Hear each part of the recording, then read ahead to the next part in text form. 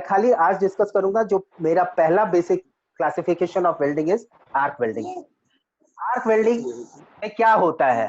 जब आप एक आर्क वेल्डिंग करते हैं तो आर्क वेल्डिंग करने के लिए आपको एक वेल्डिंग मशीन लगता है, चाहे वो एसी हो या डीसी। एसी मतलब alternative current, direct current. Transformer भी यूज कर सकते हैं, थायरिस्टर यूज कर सकते हैं, इन्वर्टर यूज कर सकते हैं। उसके बाद में आऊंगा ये थायरिस्टर इन्वर्टर होता क्या है। इसमें दो केबल लगता है, प्लस माइनस। माइनस पे लगता है अर्थिंग के लिए, प्लस पे लगता है होल्डर साइड। इस पे एक होल्डर लगता है, एक इलेक्ट्रोड लगता है, प्रोटेक्टिव शील्ड लगता है मतलब हेलमेट टाइप, ग्लव्स लगते हैं, वायर ब्रश लगता है, चिपिंग हैमर लगता है। ये है बेसिकली आर्क इक्विपमेंट। जो लाल कलर का आप देख रहे हैं वो वेल्डिंग मशीन है। उसके नीचे से जो केबल गया है वो बेस प्लेट पे गया है, जहां पे जॉब होगा उस पे वो अर्थिंग लगाता है क्लैंप देके। दूसरा केबल आप जो देख रहे हैं वो जाता है होल्डर साइड, जहां पे वो आर्क इलेक्ट्रोड आर्क स्ट्राइक करता है। आर्क वेल्डिंग सबसे कॉमन मेथड है और इंडिया में ये बहुत प्रचलन है, मतलब हर जगह आपको आर्क वेल्डिंग मिल जाएगा, इजीली अवेलेबल है। और चाहे मीग और टीग वेल्डर मिलना मुश्किल है, लेकिन आपको आर्क वेल्डर बहुत इजीली मिल जाता है। इसके एडवांटेजेस क्या है आर्क वेल्डिंग का?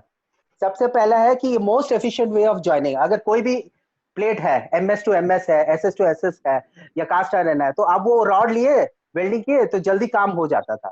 तो इसलिए लोग इसको जल्दी प्रेफर करते हैं। टाका मारना है, कहीं पे ज्वाइनिंग करना है।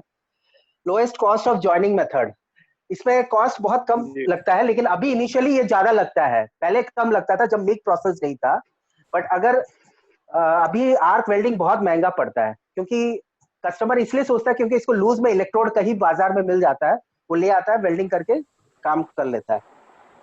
दूसरा लाइटेस्ट वेट है। Lightest weight in the sense कोई भी वेल्डिंग मशीन को उठाया, कहाँ टाका करना है वहां गया, प्लग लगाया, वेल्डिंग कर दिया। जबकि मिग में और टिक में क्या है, पूरा सिलेंडर लेके चलो, मशीन लेके चलो, वायर फीडर लेके चलो, टॉर्च लेके चलो, सब लेके चलना पड़ता है, वो इसमें नहीं है। ये हर कमर्शियल मेटल्स मतलब एमएस एसएस के लिए सूटेबल है। प्रोवाइड्स डिजाइन फ्लेक्सिबिलिटी, मतलब कहीं पे भी ये होल्डर घुस जाता है, वेल्डिंग कर सकता है, चाहे पाइप के अंदर हो, कहीं पे भी हो, तो ये थोड़ा फ्लेक्सिबल है। इसके डिसएडवांटेजेस क्या है? मैनुअली अप्लाइड, मतलब ये आदमी खुद करता है बोल के प्रोडक्टिविटी स्लो है। एक इलेक्ट्रोड खत्म हुआ, फिर दूसरा निकालो, उसमें करो, तो इसमें टाइम टेकिंग लगता है। और इसमें हाई एनर्जी और डेंजर भी है, क्योंकि इसमें शॉक लगने का और मौत का बहुत फैक्टर है, क्योंकि इसमें इलेक्ट्रिसिटी इन्वॉल्व है। कन्वीनियंट नहीं है डिसेंबली करने का, क्योंकि जब आर्क वेल्डिंग आप करते हैं उसको फिर से हटाने में दिक्कत होगा, क्योंकि ये बहुत हार्ड हो जाता है, वेल्डिंग करने के बाद हार्ड हो जाता है, जिसको आपको ग्राइंडिंग करके पूरा हटाने में मेटेरियल कॉस्ट आपका बहुत बढ़ जाता है। और इसके अंदर डिफेक्ट आप जल्दी से पता नहीं कर सकते।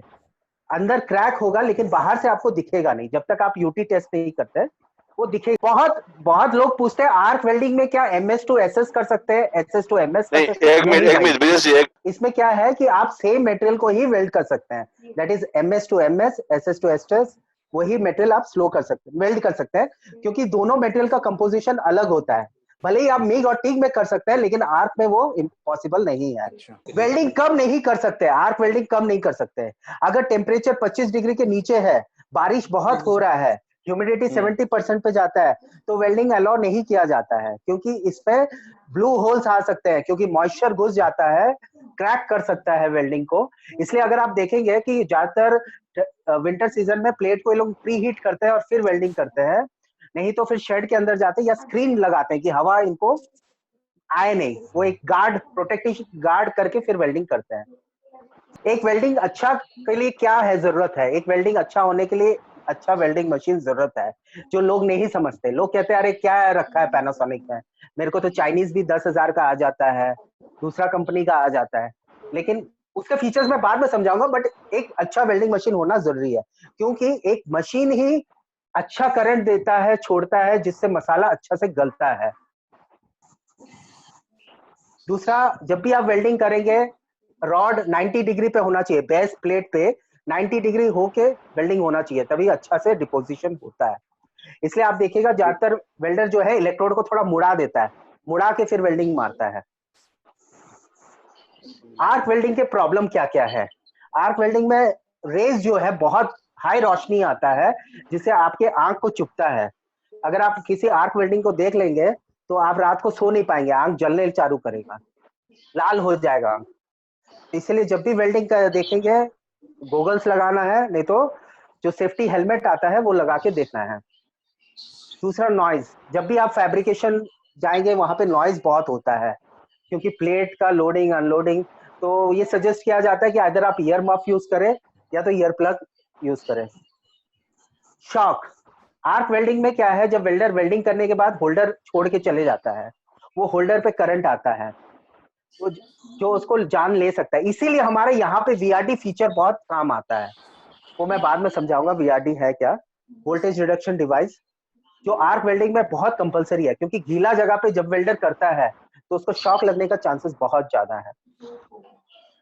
फ्यूम्स, आर्क वेल्डिंग में जब वेल्डिंग होता है तो इसमें गैस बहुत निकलता है, केमिकल बर्निंग की वजह से केमिकल फ्यूम्स बहुत निकलता है, जो बहुत प्रॉब्लम देता है आगे जाके। तो उनको एक्चुअली नोज मास्क या कुछ मास्क डाल के करना चाहिए।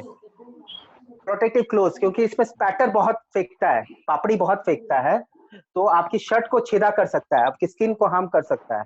तो इसीलिए ग्लव्स एप्रन ये सब पहन के करना चाहिए, या देखते वक्त आपके पास